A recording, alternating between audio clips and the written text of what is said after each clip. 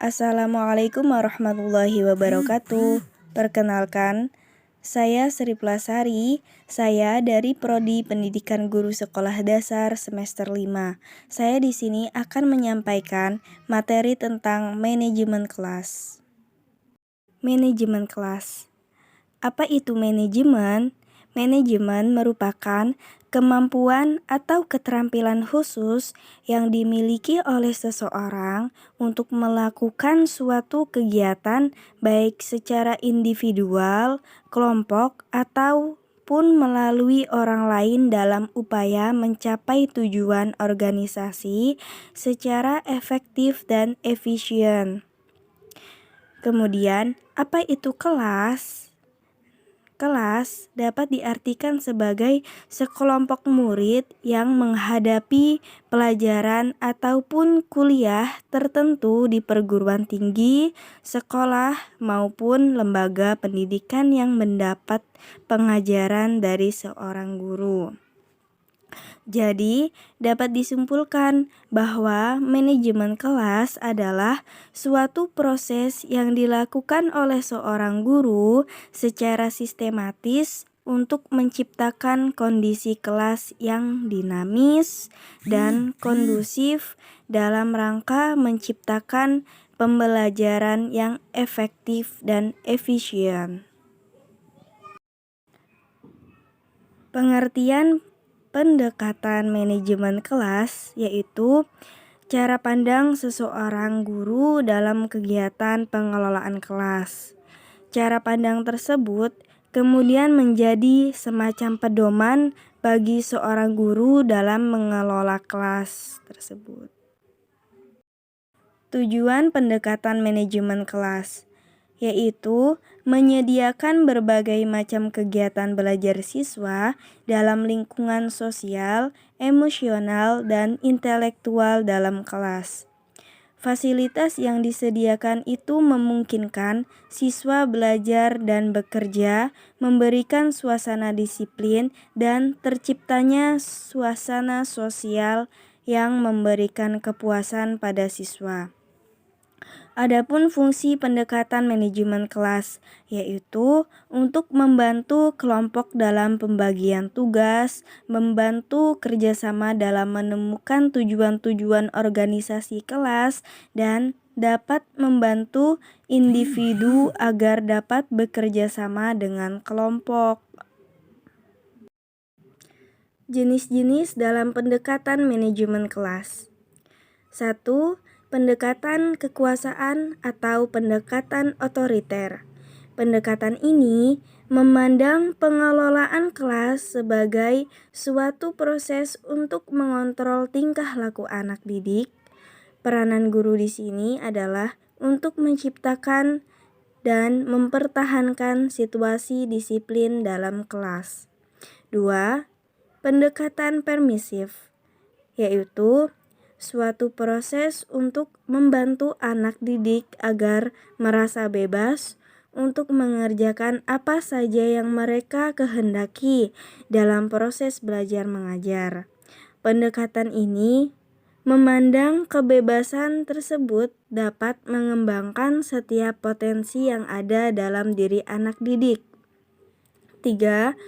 Pendekatan behavior modification, yaitu sebagai suatu proses untuk mengubah tingkah laku siswa. Peranan guru di sini adalah untuk mengembangkan tingkah laku siswa yang baik dan mencegah tingkah laku yang kurang baik. 4. Pendekatan socio-emosional climate, yaitu sebagai suatu proses untuk menciptakan suasana sosio-emosional yang positif dalam kelas. Pendekatan ini berasumsi bahwa belajar dapat dimaksimalkan apabila berlangsung dalam suasana positif yang berupa pemantapan hubungan-hubungan sehat antara guru dan siswa maupun sesama siswa. 5. Pendekatan group process and eclectic approach, Pendekatan grup proses adalah usaha guru mengelompokkan anak didik ke dalam beberapa kelompok dengan berbagai pertimbangan individual sehingga terciptanya suasana kelas yang bergairah. Pendekatan ini, peran guru adalah mendorong perkembangan dan kerjasama kelompok.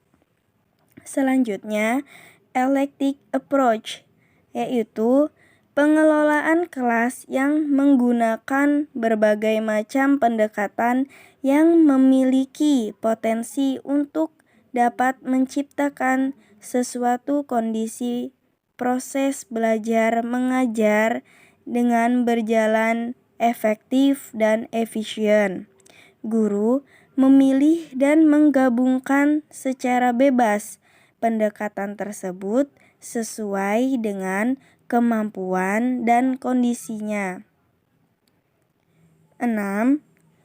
Pendekatan kompetensi, yaitu sebagai suatu perencanaan dan pelaksanaan untuk mencegah munculnya masalah tingkah laku anak didik dan memecahkan masalah itu bila tidak bisa dicegah. Peranan guru adalah merencanakan dan mengimplementasikan pembelajaran yang baik. 7. Pendekatan keterampilan proses, yaitu pendekatan pembelajaran yang menekankan pada proses, aktivitas, dan kreativitas peserta didik dalam memperoleh pengetahuan, keterampilan, nilai, dan sikap, serta menerapkannya dalam kehidupan sehari-hari. 8. Pendekatan lingkungan, yaitu suatu pendekatan pembelajaran yang berusaha untuk meningkatkan keterlibatan peserta didik melalui pendayagunaan lingkungan sebagai sumber belajar.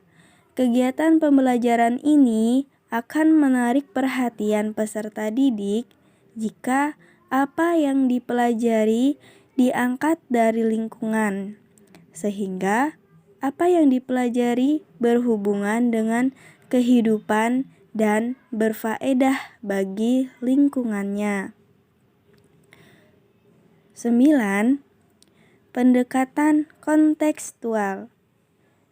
Pendekatan kontekstual yaitu sebagai konsep belajar yang membantu guru mengaitkan antara materi yang diajarkan dengan situasi dunia nyata siswa dan mendorong siswa membuat hubungan antara pengetahuan yang dimiliki dengan penerapan dalam kehidupan mereka sebagai anggota keluarga dan masyarakat. Mungkin hanya ini yang dapat saya sampaikan, kurang dan lebihnya saya minta maaf. Wassalamualaikum warahmatullahi wabarakatuh.